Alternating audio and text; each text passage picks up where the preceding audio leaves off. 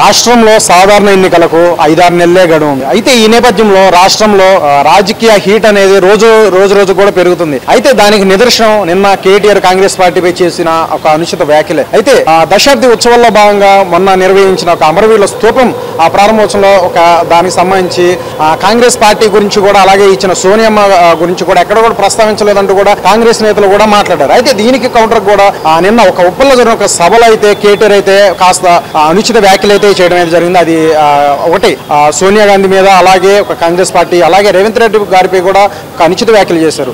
So మొత్తానికి వీటి గురించి ప్రస్తుతం అంతా మాట్లాడడానికి టీవీసీ జనరల్ సెక్రటరీ చంద్రకౌశిక్ యాదవ్ ఉన్నారు. అతను మాట్లాడే ప్రయత్నం చేద్దాం. సార్ చెప్పండి, ఇప్పటికే నిన్న ఒక ఉప్పల్లో జరిగిన సభలో కేటీఆర్ ఒక అనుచిత వ్యాఖ్యలపై ఒకటి సోనియా గారి నుంచి కూడా ప్రస్తావించారు. ఒక 1200 మంది ఒక అమరవీరులు అవ్వడానికి కూడా కాంగ్రెస్ పార్టీ కదా కారణం.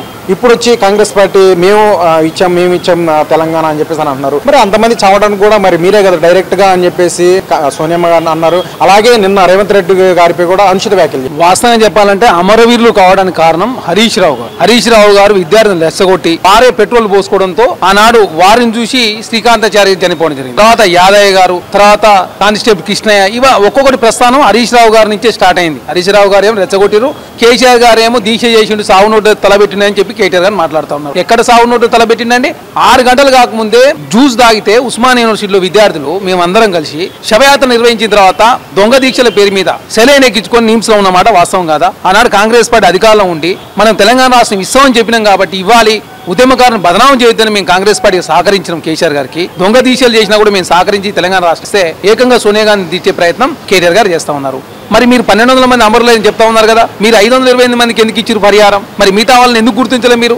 మీరు మోసం ఎవరిని చేస్తా ఉన్నారు? అమరుల కుటుంబాలు మీరు మోసం చేసి మా మీద నెట్టే ప్రయత్నం కేటీఆర్ గారు చేస్తా ఉన్నారు. మీరు 9 సంవత్సరాల కాలంలో ఎందుకు గుర్తించలేదో చెప్పాల్సిన అవసరం ఉంది. అదే కాకుండా 7 మండలాల దిశపై ఆంధ్రలో కలిపితే అట్లాంటి భారతీయ జనతా పార్టీ 9 సంవత్సరాల కాలం మద్దతు ఇచ్చిన పార్టీ టీఆర్ఎస్ పార్టీ. ఆ విషయాలను ప్రశ్నించినందుకు మా కాంగ్రెస్ పార్టీ అధ్యక్షుని 3 ఫీట్లు ఉన్నావు, 50 లక్షల కేసులో నువ్వు ముద్దాయని చెప్పి మాట్లాడుతూ ఉన్నావు కదా. ఆ 50 లక్షల కేసులు ఇరికిచ్చింది ఎవరండి? మీరు కావాలనే అక్కడ పైసలు పెట్టి మా అధ్యక్షుడిని ఇరికిచ్చి ఆ కేసులో వారిని బదనాం చేసే ప్రయత్నం చేస్తా ఉన్నారు. ఈ కేసు కోర్టులో ఉన్నది, కోర్టులో వీగిపోతా ఉంది, గెలిచే అవకాశం లేదు. అయినా కోర్టులో ఉన్న విషయం గురించి మీరు మాట్లాడడం ఇది మంచి పద్ధతి కాదు. అదే కాకుండా కవిత గారు 150 కోట్ల రూపాయలు లిక్కర్ స్కామ్ లో ముద్దాయిగా ఉండి భారతీయ జనతా పార్టీ నాయకులు కూడా చెప్పారు కదా, చెంచలగూడలో జైల్లో బెర్తు రెడీగా ఉంది, కవిత గారిని అరెస్ట్ చేస్తున్నారు. మరి ఎప్పుడు అరెస్ట్ చేస్తారు చెప్పని చెప్పి భారతీయ జనతా పార్టీ నాయకులు అడిగితే వాళ్ళు చేయరు. కవిత గారిని అరెస్ట్ కాకుండా కేటీఆర్ గారు ఢిల్లీ పోయి అమిత్ షా గారు నరేంద్ర మోడీ కాళ్ళు పట్టుకొని కవిత గారిని అరెస్ట్ కాకుండా కాపాడుకుంది మీరే స్కాములు చేసి మీరే ప్రజలను మోసం చేసి అవన్నీ ప్రశ్నిస్తున్నందుకు మా అధ్యక్షుని మీద ఇష్టం వచ్చినట్టు మాట్లాడుతూ ఉన్నాడు కేటీఆర్ గారి వ్యాఖ్యలను తీవ్రంగా ఖండిస్తూ తెలంగాణ రాష్ట్రంలో నిఖార్సైన కాంగ్రెస్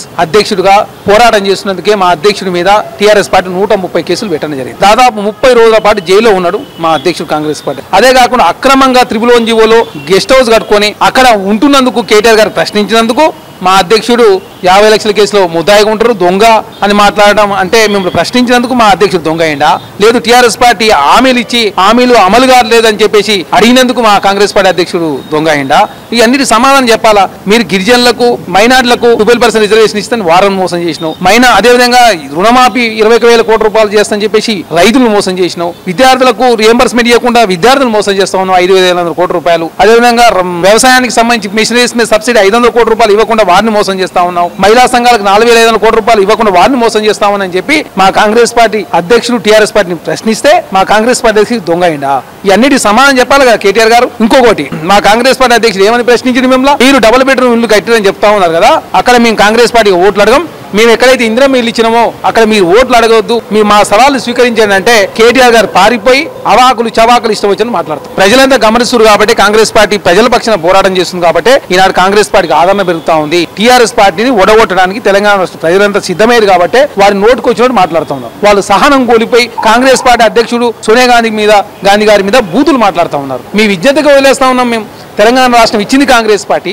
తెలంగాణ రాష్ట్రాన్ని ఇస్తే 7 మండలాల్లో ఆంధ్ర కలిపితే అట్లాంటి భారతీయ జనతా పార్టీతో మీరు 9 సంవత్సరాలకు అంటగాగి తెలంగాణ ప్రజలను మోసం చేస్తున్నది మీరు. 7 మండలాలను కాపాడలేని ముఖ్యమంత్రి తెలంగాణ రాష్ట్రం తెచ్చింది ఎవరు నమ్ముతారా? కాబట్టే ప్రజలంతా గమనిస్తున్నారు. కేటీఆర్ గారైనా మల్లారెడ్డి గారైనా మంత్రులు వాళ్ళు ఇష్టం వచ్చినట్టు మాట్లాడుతూ ఉన్నారు. వాళ్ళకి ఎందుకంటే ఓటమి భయం పట్టుకుంది కాబట్టే కాంగ్రెస్ పార్టీపై మాట్లాడుతూ ఉన్నారు. రైట్. చూసాం కదా ఇప్పటికే TPCC general secretary Charan Kaushik Yadav మాటలు అయితే మనం విన్నాం. గత 9 ఏళ్ల కేసీఆర్ పాలనలో చూసుకున్నట్లయితే అడుగడుగును కూడా ప్రజలకైతే ఎక్కడ కూడా అభివృద్ధి జరగలేదు. ప్రతి అడుగడుగును కూడా బాధకు గురయ్యారు. ఇచ్చిన ఏ హామీ కూడా ఇంతవరకు అయితే నెరవేర్చలేదు. ఇదో కారణం. ఇవన్నీ కూడా ప్రజలైతే గమనించారు. అలాగే రాబోయే ఎన్నికల్లో కూడా కాంగ్రెస్ పార్టీ అధికారం కైవసం చేసుకుంటుందని అన్నారు. అలాగే నిన్న కేటీఆర్ అన్న మాటలను అయితే తీవ్రంగా ఖండిస్తున్నామని అంటున్నారు.